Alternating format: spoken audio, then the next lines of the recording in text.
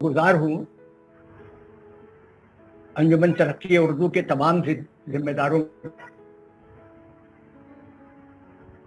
कि आज उन्होंने एक ऐसी शख्सियत पर मुझे कुछ कहने का मौका इनायत किया है जो अपनी जिंदगी गुजारने के तरीके में भी दूसरों से बहुत मुख्तलिफ थे, जिनका उसलूब निगारिश, तर्ज तहरीर, तर्ज गुफ्तगू, तर्ज तकरीर भी बहुत मुख्तलिफ थी दूसरों से, और जो उनका मुतालिया था मुख्तलिफ ज़बानों का और एक ज़बान में मुख्तलिफ मौज़ूआत का, उस मुताले के एतबार से भी और उससे नताइज के इस्तिंबात और इस्तखराज में भी वो बहुत मुख्तलिफ थे। फिर पेश करने का तरीका भी, उन सब को समेटना बहुत सी यादें उनके इस वक्त मेरे जहन में दस्तक दे रही है।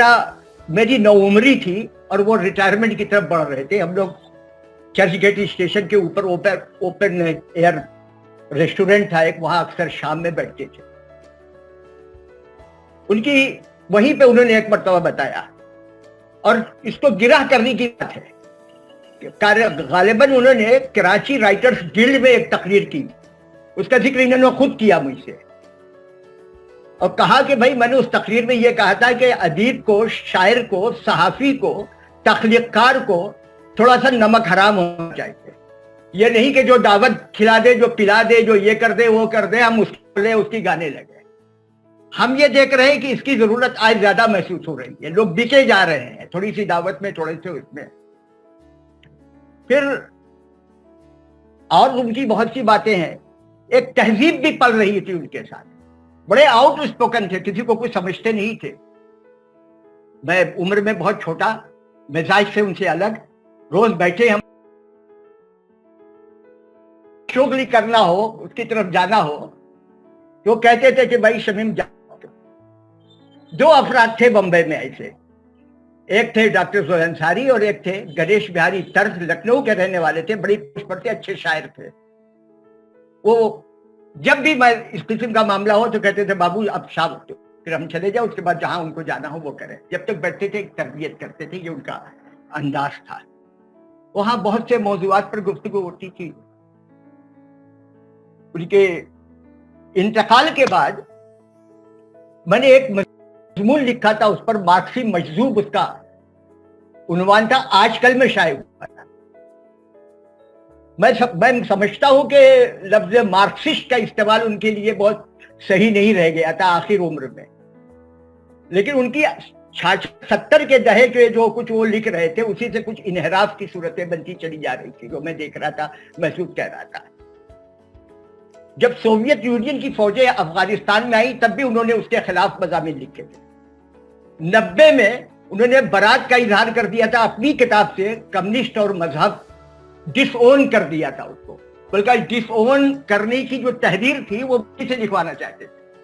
मैंने ये कह के उनसे माजरत की कि साहब आपकी जो दूसरी तहरीरी भी है वो एक पर्टिकुलर एंगल से लिखी गई, इसके सिर्फ एक किताब का मामला है, आपकी पूरी तहरीर का मामला है। वो भी उनके इंतकाल के बाद उनका फोन आया मेरे पास, प्रोफेसर कमर रईस साहब का, कहले शमीम अंसारी पर एक मजमून लिख दो। तो मैंने कहा कि रईस साहब यहाँ पे बम्बई में बहुत से लोग हैं जो उनके हम नेवाला रहे हैं, हम प्याला रहे हैं, हम तो तारीफ थे उनके जमाने में। तो कहेंगे नहीं, वो जिनकी तरफ तुम्हारा इशारा है उन सब का कहना है शमीम से लिखो। हमने एक मजमून लिखा, उनको पसंद आया, उन्होंने इल्म में इजाफा किया कि एकेडमी ऑफ साइंसेज ने, जिन्होंने उनको PhD की डिग्री दी थी, डॉक्टरेट की जोहर साहब को, उसके वन ऑफ द गाइड्स में ये भी थे, या जजेस में एक प्रोफेसर कमर रईस साहब थे, ये उन्होंने मुझे बताया। फिर आप बातें होती रही, तो मैं अर्ज कर रहा था कम्युनिस्ट के बारे में। मार्क्सी का लफ्ज मैंने इस्तेमाल किया, लेकिन मार्क्सिज्म की तरफ उनका जो सफर था, उनकी जो पेशरफ्त थी, वो उस पर इनहराफ की कैफियतें पैदा होती रह जा रही थी। और मजजूब का लफ्ज जो है खास मानी में इस्तेमाल होता है। मजजूब वो है इस्लामी तसव्वुफ की शरह में जिसकी बात हमें समझ में ना आए, लेकिन वो बेमानी ना हो, वो बामानी हो, किसी ना किसी वक्त वो चीज जाहिर हो जाती है कि हाँ ये मानी है।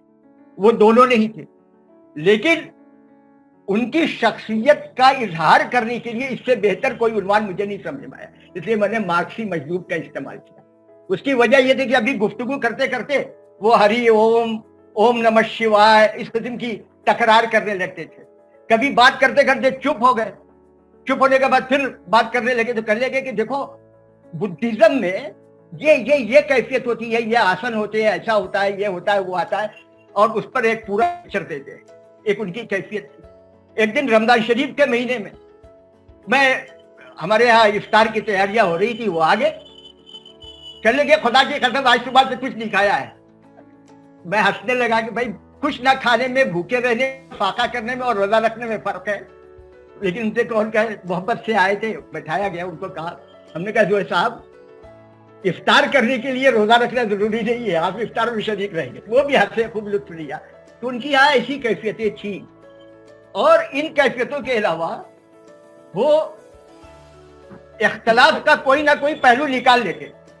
पुरुषोत्तम अग्रवाल साहब शायद इससे इत्तेफाक करें, जहां इख्तलाफ नहीं होता था तो बराए इख्तलाफ वो इख्तलाफ पैदा कर देते। इसलिए उनके दुश्मनों की तादाद बहुत थी और वो कहीं ना कहीं उसका इजहार भी करते थे, जिसकी हमको तकलीफ होती थी। एक तकलीफदेह वाकया हुआ था कि उनके इंतकाल के बाद ताज़ियती नशीत हुई खिलाफत हाउस में। डॉक्टर रफीक ज़करिया उस वक्त हयात थे, उन्होंने इंतजाम करवाया।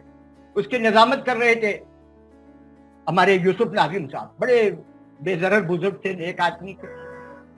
लेकिन जब उनको ये ऐलान करना हुआ कि अब ये इख्तिताम पजीर हो रही है ये नशिश, तो उन्होंने कहा कि भाई इस तकरीर के साथ डॉक्टर ज़ोए अंसारी के ताबूत में आखिरी कील ठोक दी। मिजाज पैदा करने की कोशिश की, लेकिन पूरा सन्नाटा छा गया। बाद में शरीफ आदमी थे वो यूसुफ नाज़िम साहब, उन्होंने माजरत भी की, लेकिन इसमें कहीं ना कहीं दिल का बोझ भी था। दिल का बोझ था, इसलिए इस किस्म की बातों का ज़हूर होता था। लोग उनके मुंह पर कुछ, उनके मुखालिफत में कुछ, उनके पीठ पीछे कुछ वो करते थे, और कुछ वो भी छेड़ते थे, कुछ दूसरे भी उनको छेड़ते थे। लेकिन जो उनके करीबी लोग थे, जो उन पर एतमाद करते थे, उनको बहुत कुछ सीखने का मौका मिलता था इसी अंदाज से। जैसे उनका ये अकीदा है या उनका ख्याल है या नजरिया है, ये इस बात को तस्लीम करते हैं, हमने उसके उलट कोई बात कह दी। अब वो जब बोलना शुरू करते थे तो वो रिकॉर्ड करने जैसी होती थी। इतना इल्म था, इतना मुताला था। हम उसकी बातें आपको बताएंगे अभी कुछ, और मुस्तनद बातें बताएंगे, ये नहीं कि हम हवाई बातें या जहन से बता दें आपको। कुछ मिसालें मैं आपको दूंगा। मसलन एक चीज पर वो गुफ्तगू करने से हमेशा गुरेज करते, वो तो उनका नस्ब और उनका खानदान। ये बातें जाहिर हो गई, कुछ दूसरों ने लिखा, कुछ हमने भी लिखा, कुछ और तरीके से मालूम हुई, लेकिन वो उससे गुरेज करते थे, उसको छुपाते थे। साबिर दत्त उन पर एक मुकम्मल खास नंबर निकाल गए। इन्होंने वादा किया था कि मैं अपनी आप बीती लिख के दूंगा, नहीं लिखा तो उन्होंने नंबर भी नहीं निकाला। इसी वजह से नहीं निकला, तो वो बाद में एक छोटी सी मुख्तसर से निकली जो आप बीती नंबर में शामिल है, लेकिन उस नंबर के लिए ये नहीं लिख सके। तो बहाना कुछ और तरह से करते थे। जैसे एक आप बीती जो फन और शख्सियत की है, उसमें इनका छोटा सा मजमून है। उसमें कहते हैं कि आप बीती वो लिखे जो या तो अपनी शोहरत के तिलिस्म में गिरफ्तार हो चुका हो, या फिर इतना बूढ़ा के आइंदा के लिए गुज़श्ता की सिर्फ यादें बनी हो। हमारे दुश्मन हो बूढ़े, हम क्यों बूढ़े होने लगे? वो दिन आने से पहले हम तो जाम लगा के चल तरछट छोड़ के ये जा और वो जा। कहते नहीं, ये सब हम क्यों लिखे? ऑटोबायोग्राफी या याददाश्त या सवालें या हम क्यों लिखेंगे? अभी ये बहुत दिन है, हमें काम करना है। लेकिन आखिरी दिन उनको अजियतों में गुजरे उनका, इसका हम लोग को वो है।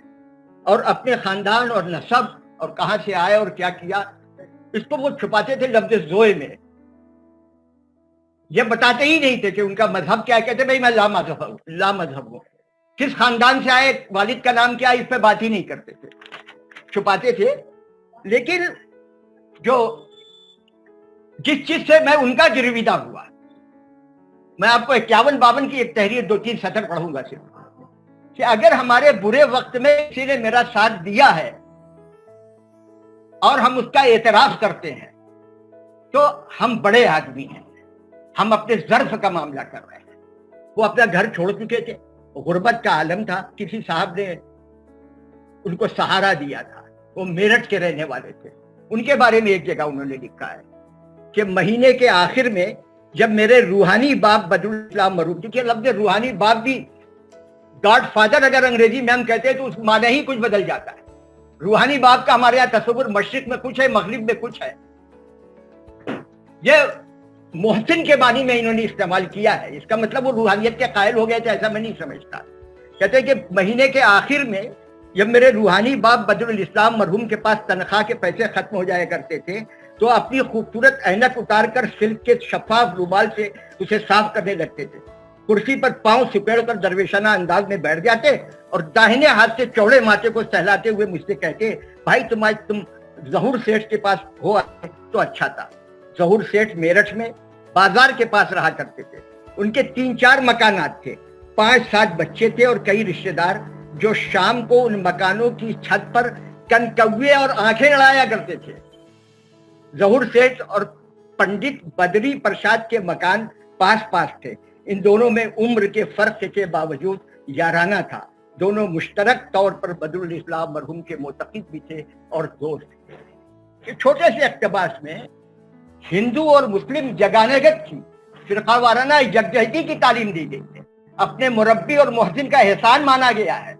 यह बताया गया है कि कभी बुरा वक्त मुझ पर भी खाता। मैं खुद बहुत एक्सपोर्टर के खानदान से था, मैं एक कारोबार करता था। ये किसी बात पर तन के कपड़े के साथ अलग हो गया तो वो उस फैमिली ने मुझे सहारा दिया। मेरा दोस्त अनिल केदारे महाराष्ट्रियन है, उसकी जुबान मराठी है, उसका मजहब अलग है, लेकिन अपने घर में ले जाके मुझे रखा और वहां से अपना शुरू किया। मैं इंतहाई शुक्रगुजार हूं उसका।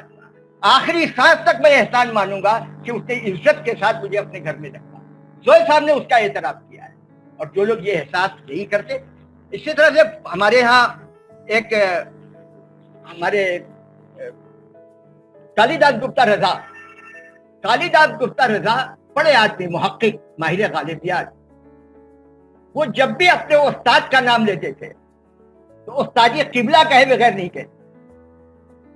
और उनके 7 या 8 उस्ताद के शायरी में सबका नाम लिया है एहतराम के साथ। हमारे यहाँ से लोगों की दर्जनों में नाम हम गिनवा सकते हैं जो अपने उस्ताद का नाम लेना कसर शान समझते। उन्हीं की शायरी सीखी और उन्हीं का नाम लेने में कतराया करते। लेकिन ये 2 अफराद हमारे यहाँ से अपनी नसब, अपने खानदान, अफराद खानदान और आप बीती पर बात करते थे वो गुरेज करते थे, बाकी हर मौजू पर।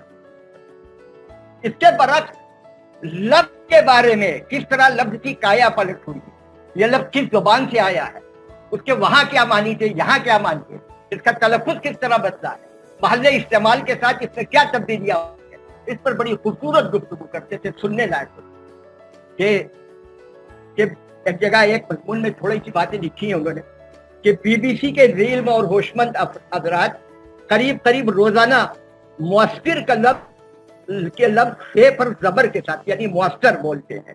अरबी का ये लफ्ज अपनी जगह सही है, लेकिन असर करने या असर डालने वाले के लिए मुअस्सिर बोलना चाहिए। इस लफ्ज का मादा हरफी असर है और उसकी जमा आसार या असरात है। असर तासीर यानी तुख में तासीर, सोहबत का असर। मुअस्सिर पर जबर, मुतासिर से पर जबर, जेर, तासुर जमा तासुरात।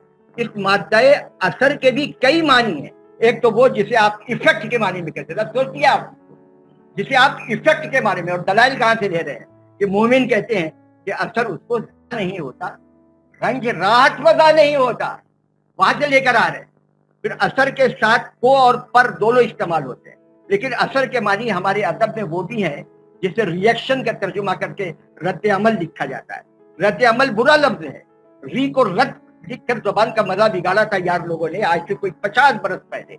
1930 तक की उर्दू में यह लफ्ज नहीं दिखा। अब ये इस पर अहले इल्म तहकीक करेंगे तो वाकईतन 1930 से पहले की उर्दू में यह लफ्ज है या नहीं है, लेकिन हम उनकी बात को कबूल करते हैं, लेकिन उनकी बात को रद्द करने के लिए हमारे पास कोई दलील नहीं है।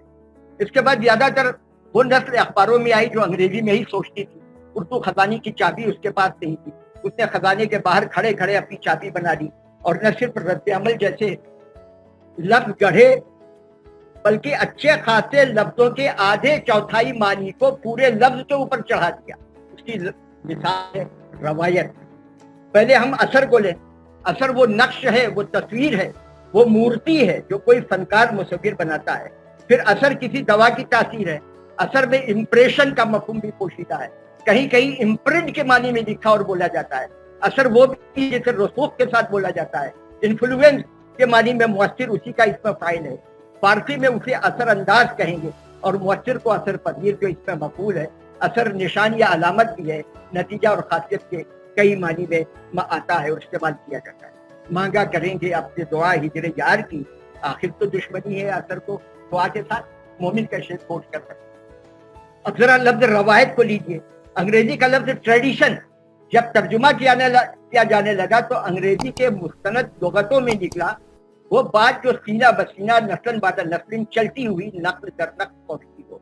हदीस रसूल सल्लल्लाहु अलैहि वसल्लम को इस मानी में ट्रेडिशन लिखा जाता है। रवायत का मफहूम इस कदर है जबकि अंग्रेजी लफ्ज का ट्रेडिशन से लातीनी से वारिद हुआ अपने मफहूम में बराबर उसत पाता गया और इसमें अगलों का चलन तौर तरीका रिवाज दस्तूर सभी समा गया। हालांकि लफ्ज रवायत से ये मफहूम नहीं निकलता। अब हर जगह ट्रेडिशन और ट्रेडिशनल के लिए लफ्ज रवायत और रवायती रह गया और सुनने पढ़ने वाले बेहतर लफ्जों से महरूम कर दिए गए। इन लफ्जों की जो जमीन जो ट्रेडिशन की जन्मभूमि जबरदस्ती छीनना चाहती है उसका हाथ पकड़ना चाहिए।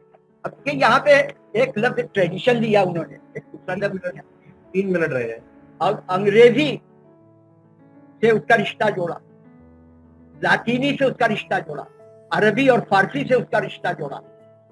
अपनी देसी जबान से भी उनका रिश्ता बहुत मुस्तहकम है पर कम लोगों ने समझ। सिर्फ अरबी फारसी या रूसी की बात वो नहीं करते। जब बात कहने पर आते थे और कोई लफ्ज की फसिया उधेड़ते थे या उसकी परतें खोलते थे तो अपनी मिट्टी, अपनी धरती, अपने लोग, अपनी अदबियात, अपने ग्रह यहां तक वो पहुंचे थे। का लफ्ज स्ट्रगल आजकल सिर्फ जिद्दोजहद का मुतरादिफ ठहरा है। अरबी का ये लफ्ज जिद्दोजहद है, उर्दू वाले जद्दोजहद बोलते हैं। जो लोग किसी सियासी या समाजी मुहिम में मुब्तला हों वो और अखबारात वाले शबोरोज ये लफ्ज जेर ज़बर के साथ बोलते और बोलने में काफी जोर लगाते। इसी तरह संघर्ष है, संघर्ष है, उसकी बातें उन्होंने लिखी है। तो ये उनका एक खुसूसी वस्त था। अभी पुरुषोत्तम साहब से बताया मॉडर्निज्म के बारे में बात और ट्रेडिशन के बारे में बात कर रहे थे। जोए साहब ने कभी हाफिज के खिलाफ कुछ नहीं किया। हाफिज के खिलाफ लिख दिया तो बदले भाई ने ज़हीर उनके खिलाफ मजमून लिखा और उस मजमून को पढ़ने के बाद जोए साहब की उनकी लड़ाई नहीं हुई। रुजू किया जोए साहब ने, कहा नहीं वो सही है, हम किसी की दबाव में आके या किसी से गैर जरूरी तौर पर मुतासिर होकर हमने ये जुमला लिख दिया तो उससे उन्होंने रुजू कर दिया है।